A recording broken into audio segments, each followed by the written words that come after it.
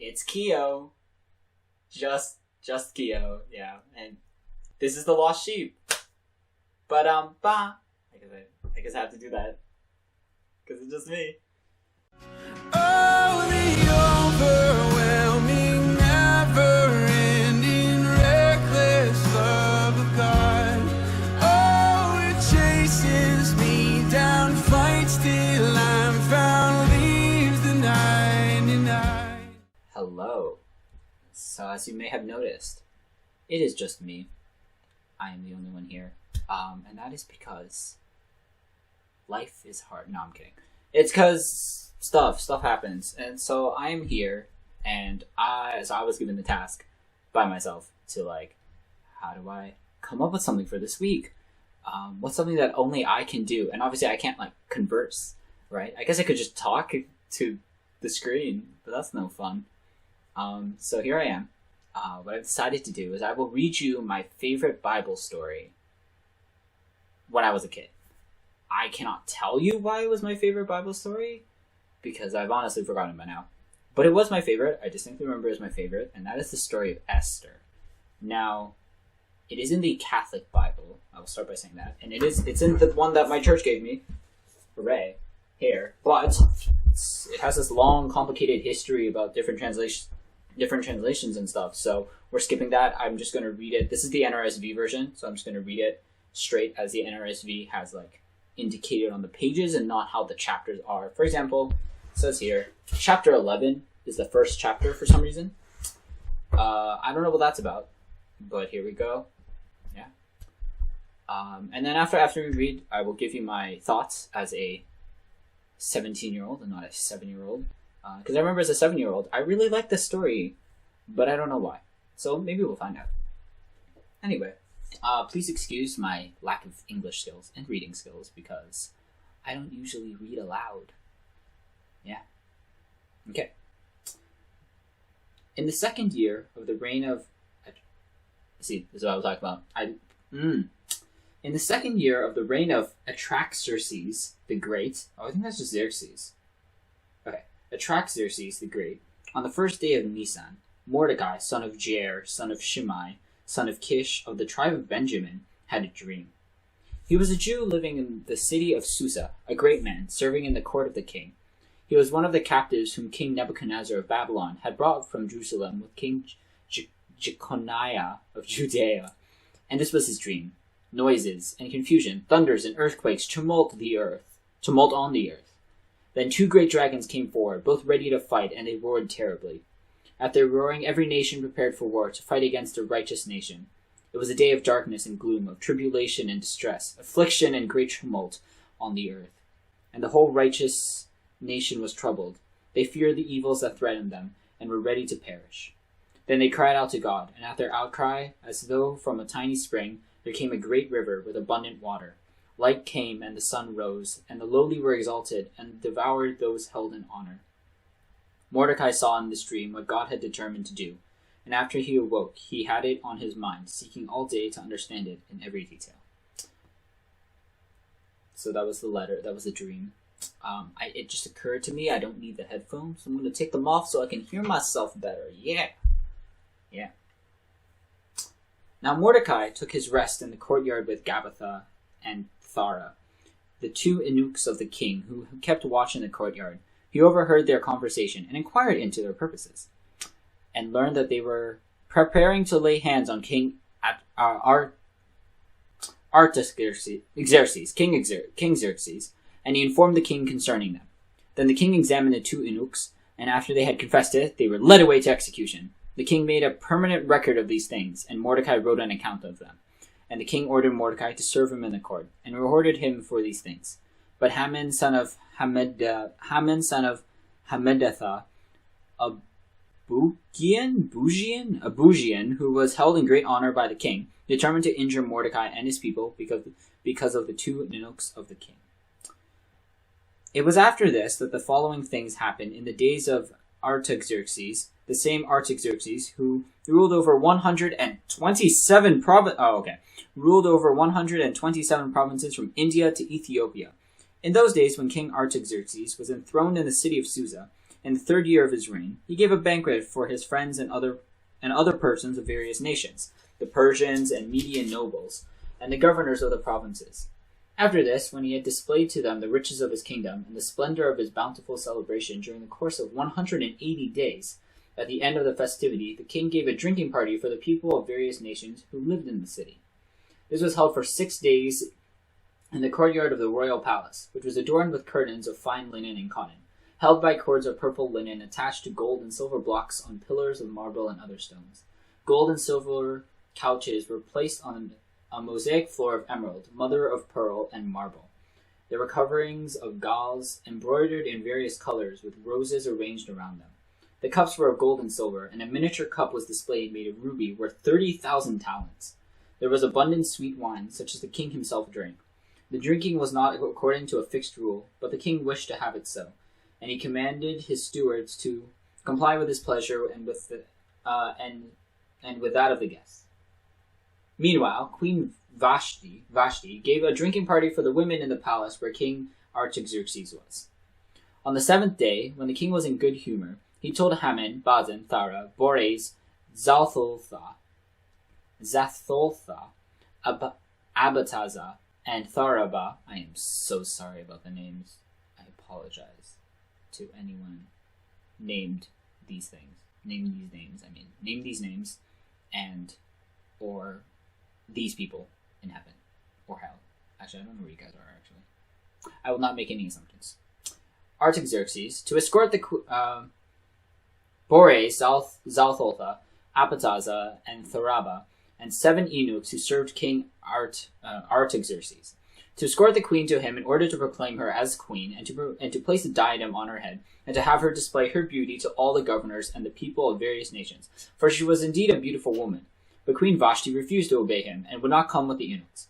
This offended the king, and he became furious. He said to his friends, "This is how Vashti has answered me. Give therefore your ruling and judgment on this matter." Oh no. Archasios, Zarathsaos, and Malasiar, then the governors of the Persians and Medes, who were closest to the king, Archasios, Zarathsaos, and Malasir, who sat beside him in the chief seats, came to him, and told him what must be done to Queen Vashti for not obeying the order that the king had sent her by the eunuchs. Then Mushios said to the king and the governors, "Queen Vashti has insulted not only the king, but also all the king's governors and officials," for he had reported to them what the queen had said, and how she had defied the king. And just as she defied King Artaxerxes, so now the other ladies who are wives of the Persian and Median governors, on hearing what she has said to the king, will likewise dare to insult their husbands. If therefore it pleases the king, let him issue a royal decree inscribed in accordance with the laws of the Medes and Persians, so that it may not be altered, that the queen may no longer come into his presence. But let the king give her royal rank to a woman better than she. Let whatever law the king enacts be proclaimed in his kingdom, and thus all women will give honor to their husbands, rich and poor alike. This speech pleased the king and the governors, and the king did as Mushios had recommended. The king sent the decree into all his kingdom, to every province in its own language, so that in every house respect would be shown to every husband.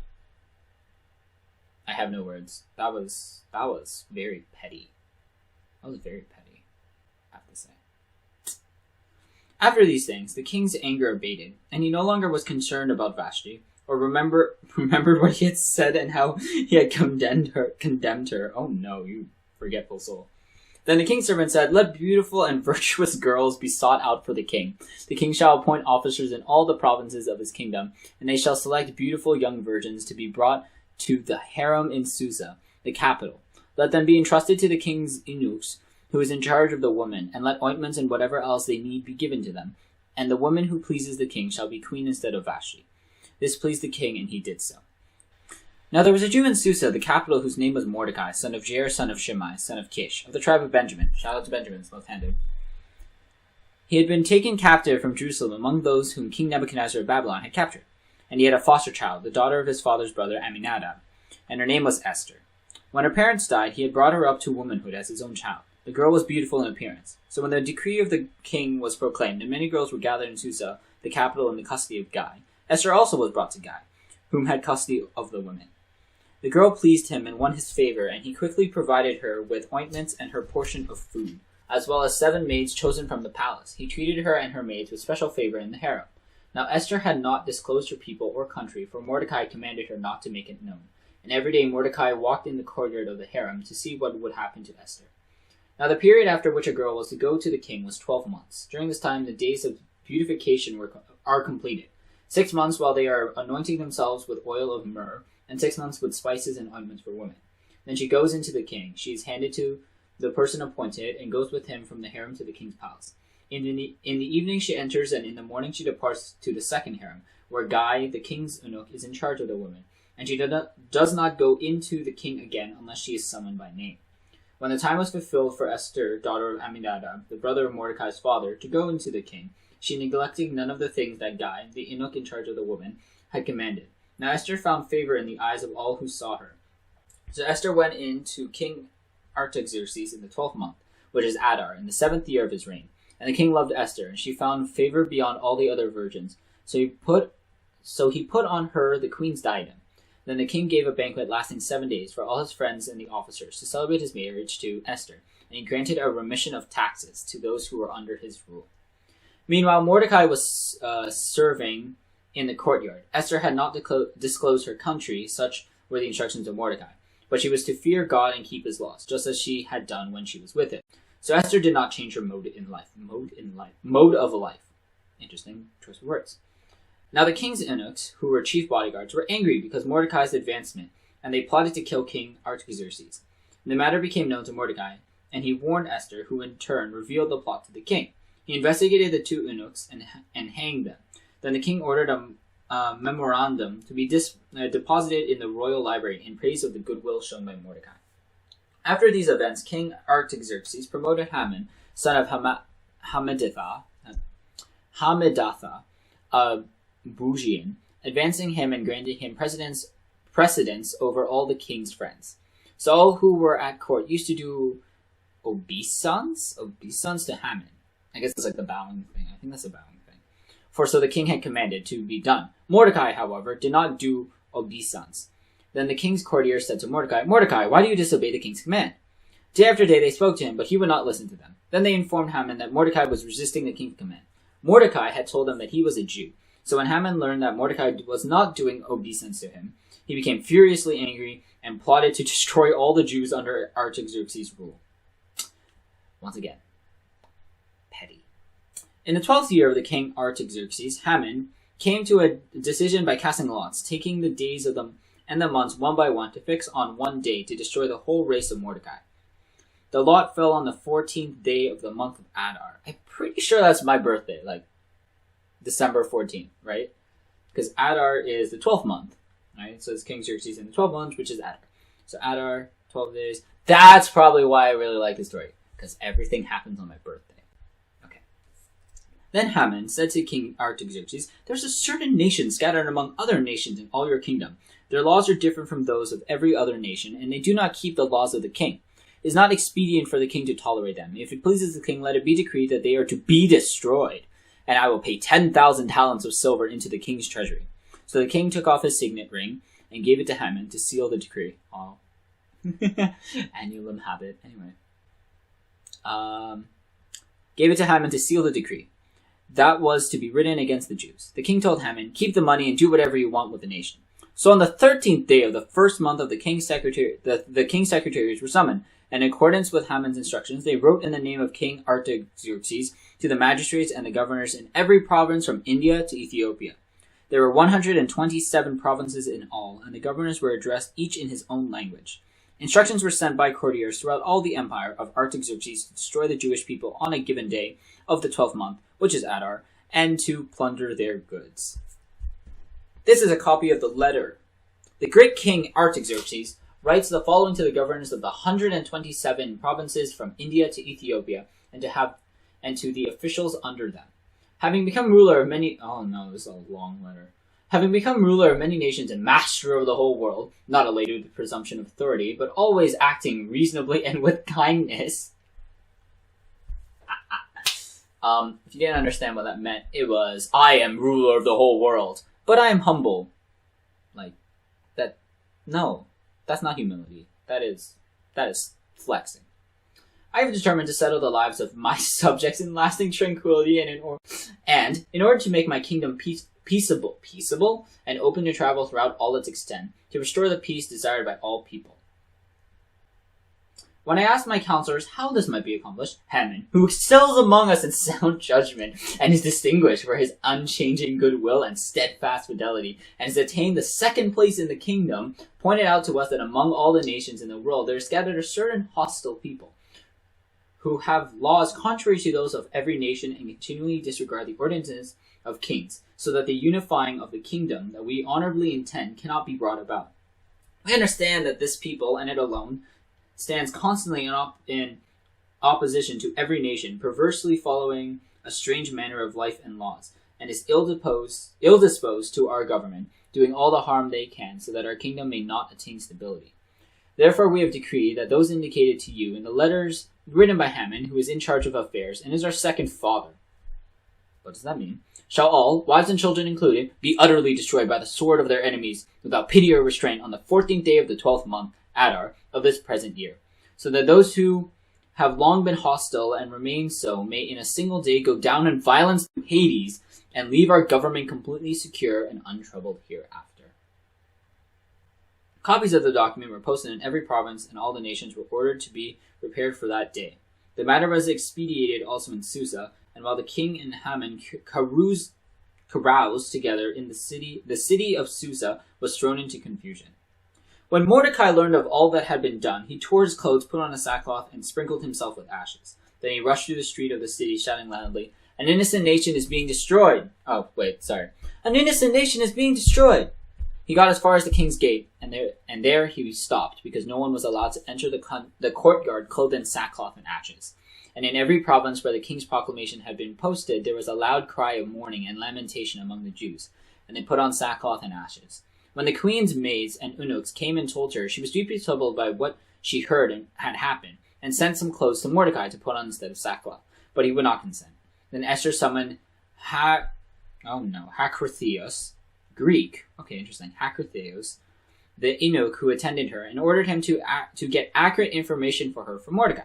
So Mordecai told him what had happened, and how Haman had promised to pay 10,000 talents into the royal treasury to bring about the destruction of the Jews. Fan, shut up. He also gave him a copy of what had been posted in Susa for the destruction, to show to Esther, and he told him to charge her to go to the king and plead for his favor on behalf of the people. "Remember," he said, "the days when you were an ordinary person being brought up under my care, for Haman, who stands next to the king, has spoken against us and demands our death. Call upon the Lord, then speak to the king on our behalf, and save us from death." Hacratheus went in and told Esther all these things. And she said to him, "Go to Mordecai and say, all nations of the empire know that if any man or woman goes to the king inside the inner court without being called, there is no escape for that person. Only the one to whom the king stretches out the golden scepter is safe. And it is now 30 days since I was called to go to the king." When Hacratheus delivered her entire message to Mordecai, Mordecai told him, "Go back and say to her, Esther, do not say to yourself that you alone among all the Jews will escape alive. For if you keep quiet at such a time as this, help and protection will come to the Jews from another quarter, but you and your father's family will perish. Yet who knows whether it was not for such a time that you were made queen."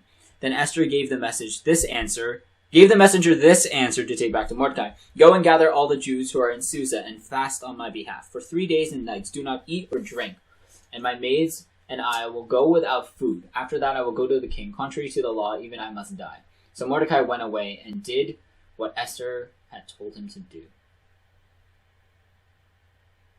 Okay. Now we got prayers. Cool.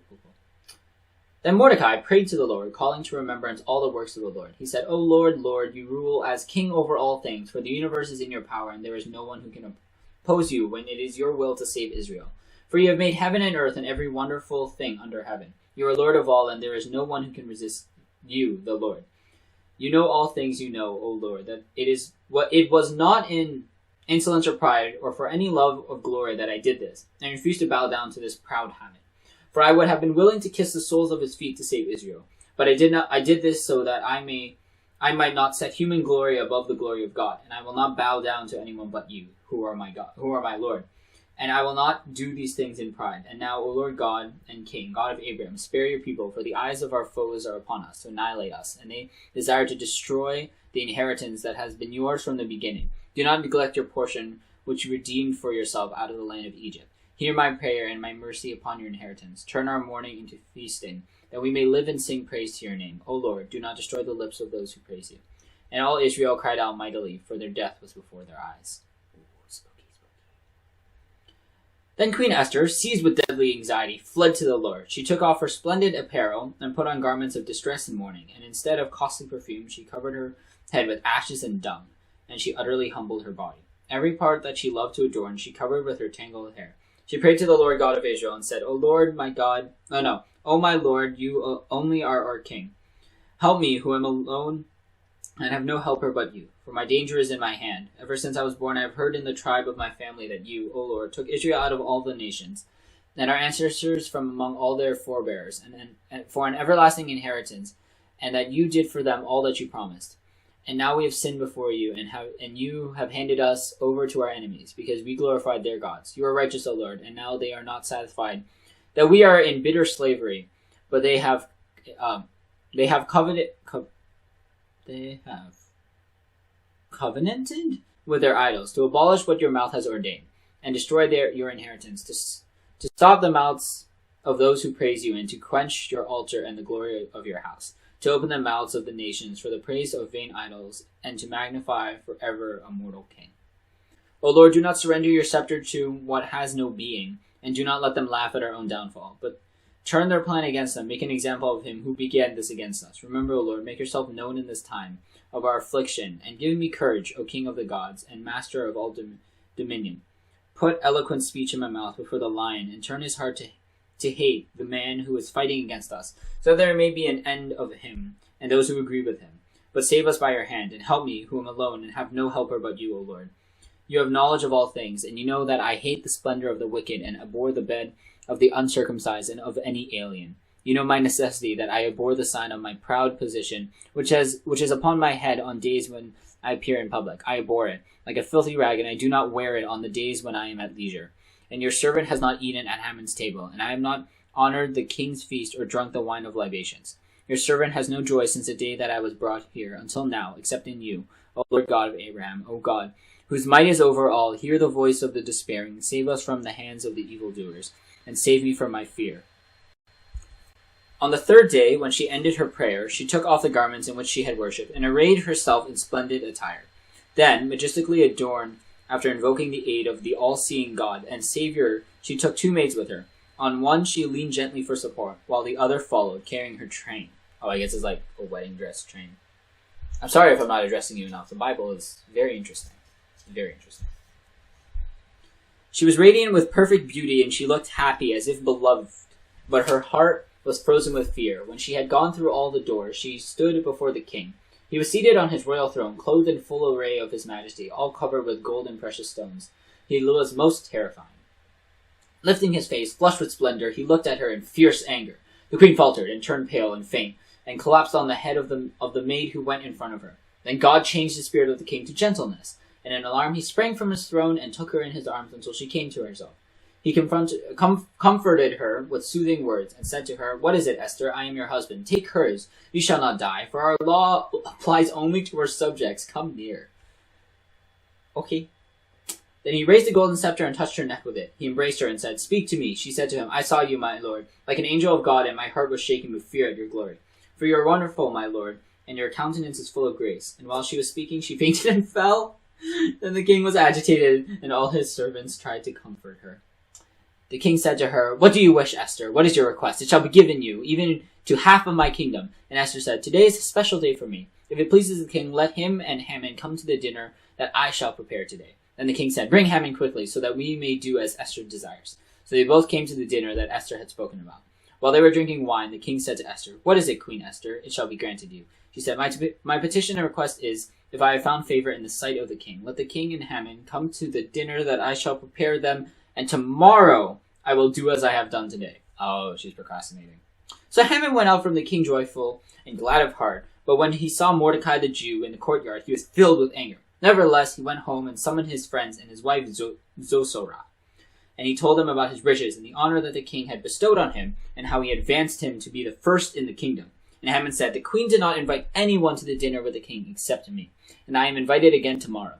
But these things give me no pleasure, as long as I see Mordecai the Jew in the courtyard." His wife Zosara and his friend said to him, "Let a gallows be made, 50 cubits high, and in the morning tell the king to have Mordecai hanged on it. Then go merrily with the king to dinner." This advice pleased Haman, and so the gallows was prepared. Well, that's all I have time for today. Join later, whether or not it's next week, I don't know yet.